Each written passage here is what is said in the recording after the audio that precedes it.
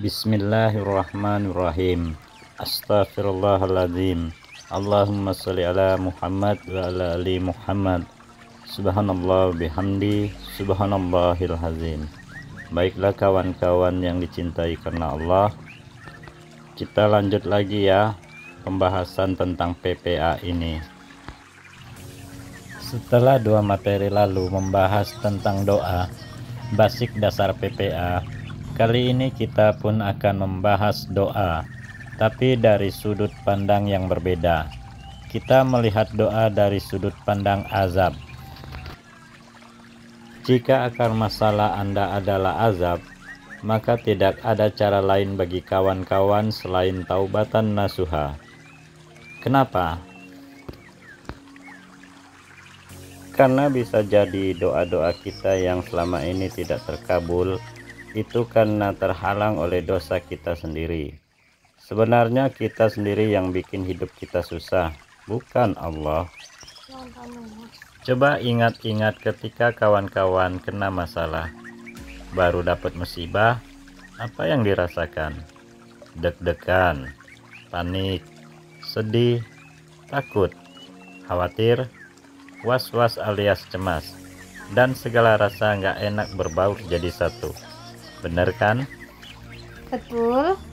Kenapa kawan-kawan merasa seperti itu? Karena ketika datang masalah, kawan-kawan fokusnya hanya ke masalah dan tidak berusaha melihat jalan keluar. Sebagai perumpamaan, kita ambil contoh cara kerja dan fungsi wiper mobil. Masalahnya kawan-kawan sedang berkendara. Tiba-tiba hujan lebat dan wiper mobil Anda rusak. Kira-kira, apakah jalanan yang akan Anda lalui untuk sampai ke tempat tujuan kelihatan? Terus saat itu kira-kira perasaan Anda gimana? Pastinya langsung takut, was-was, juga deg-degan. Nah, pertanyaannya, apa yang sebenarnya membuat Anda was-was? Jawabannya, karena jalanan di depan nggak kelihatan. Karena takut nabrak teh, takut masuk jurang teh. Kenapa? Karena jalan yang akan dilalui berubah buram, nggak kelihatan. Tapi badan jalannya masih ada kan? Iya ada. Tapi itu tadi, nggak nampak, nggak kelihatan dengan jelas. Kenapa? Karena kaca mobil jadi buram, tertutupi cucuran air hujan, dan pandangan jadi terhalang akibat wiper mobil rusak. Nah, begitulah kawan-kawan. Sama halnya ketika kita ada masalah dan kesulitan. Sebenarnya bukan nggak ada jalan keluar, tapi karena kita tidak tahu apa dan bagaimana cara mendapatkan jalan keluar dari masalah yang kita hadapi. Jalan dan cara untuk keluar dari masalah itu sebenarnya ada dan banyak. Bukankah Allah selalu mendatangkan solusi di setiap masalah? Betul, kita aja yang nggak tahu. Hanya Allah yang maha tahu. Kenapa kita gak bisa ngelihat jalan keluar dari kungkungan masalah? Karena lebatnya dosa-dosa kita. Astagfirullah.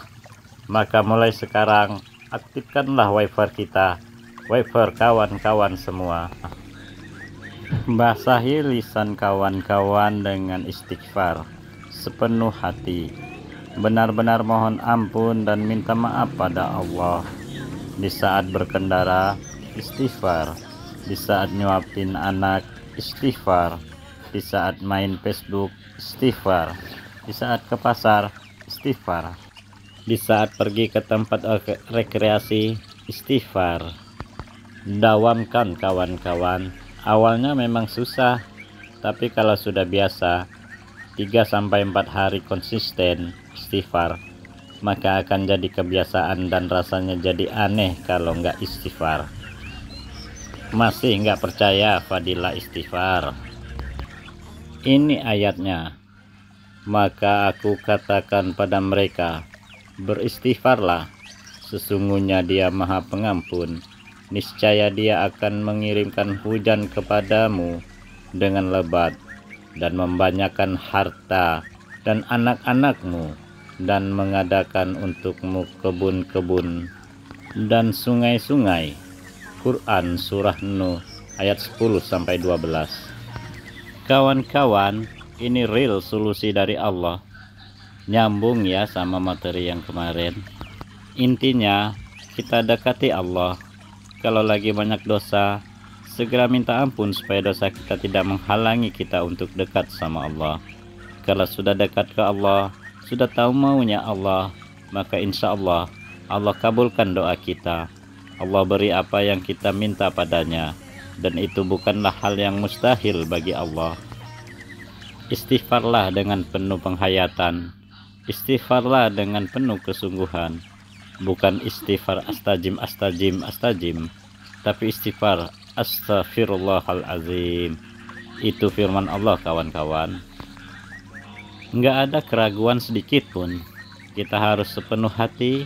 Jangan mengharap miracles dari istighfar, tapi mohonlah ampunan dan cinta Allah melalui istighfar.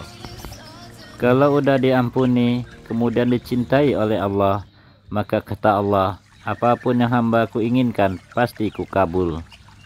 Dengan istighfar ini juga, masalah keuangan kita pasti beres. Lihat arti ayatnya. Yang belum punya anak, insya Allah segera punya anak. Lihat arti anak ayatnya. Yang mau bebas hutang juga bisa. Ini ayat Al-Quran loh. Kita harus yakin. Sebab kalau nggak yakin, maka pengabulannya atas doa dan permohonan kita akan jauh. Kawan-kawan tahu nggak? Seperti yang sudah dibahas sebelumnya, ketika Allah memberi kita masalah, sebenarnya bukan untuk kita. Segera mencari solusinya.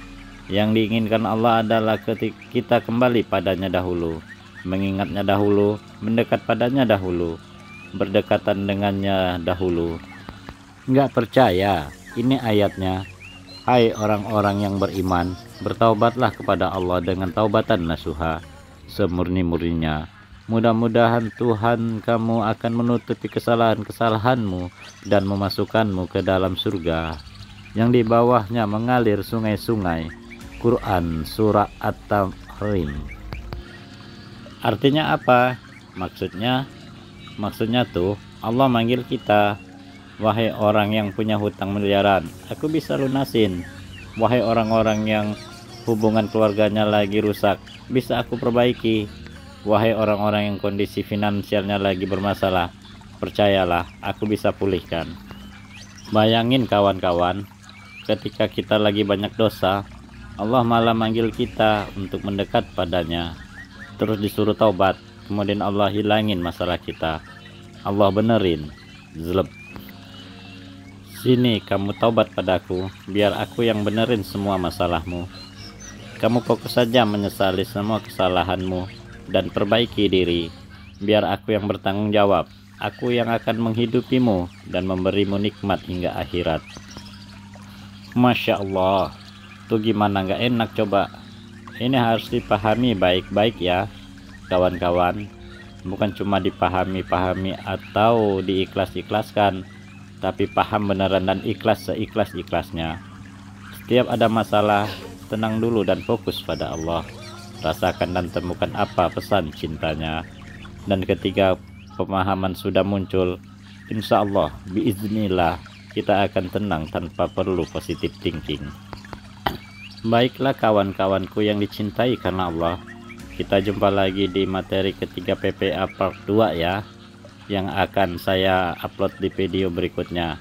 Tapi jangan lupa subscriber dan aktifkan loncengnya ya, supaya tidak ketinggalan materi berikutnya.